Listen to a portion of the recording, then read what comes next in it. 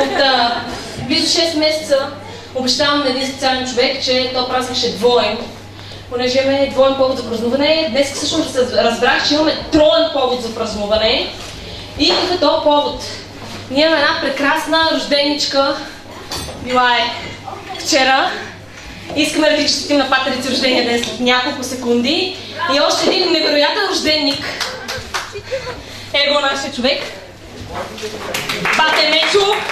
Това е човека. И това е баба Вера, която ще трябва да стане за малко.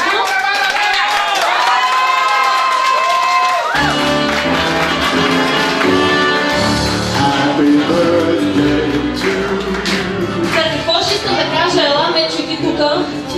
Този празник е троен, защото ние имаме много специални хора с нас, които дойдоха да празнуват тук с нас, въпреки че имаха свои лични поводи да празнуват. Нито баба Вера имала шанса да го отпразнува, нито нашия прекрасен, невероятен приятел Мечо, който дойде директно след работа след нощна смяна. И ние тук сме подготвили една малка изненада, която обаче за щастие леко се бави. Всеки момент би трябвало да дойде, аз сега трябва да вземам някакви мукуми. Аз съм виновна.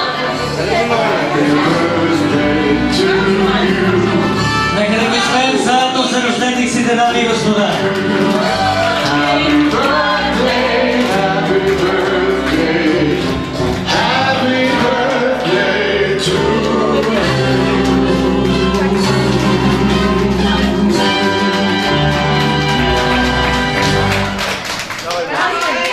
Честит рожден ден, да сте живи и здрави и щастливи, много здраве и пожелавам ви само щастие от тук нататък.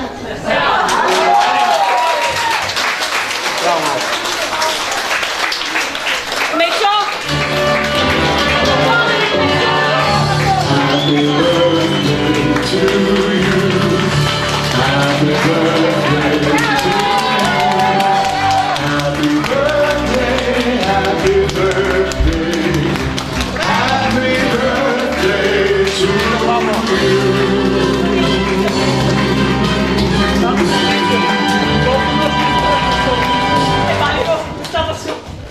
Дами и господа, заслужени аплодисменти за рождениците.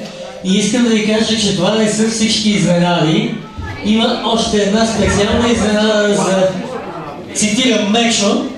Така че искам да го помоля да остане на дансинга и да изтанцува следващата песен с нас.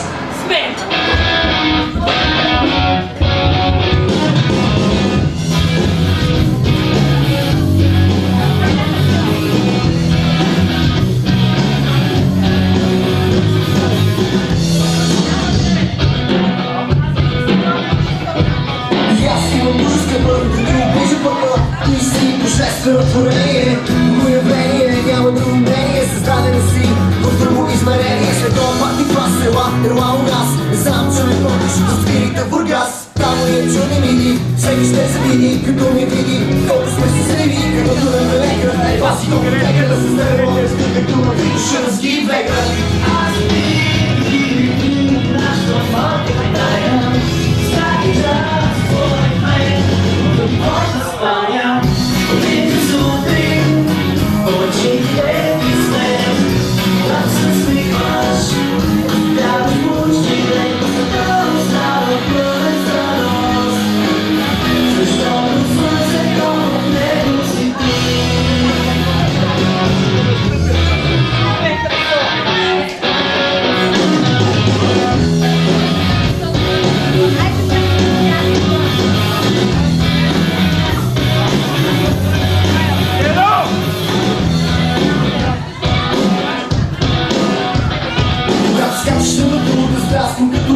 Ти можеш да напиш, аз съм твой парашют.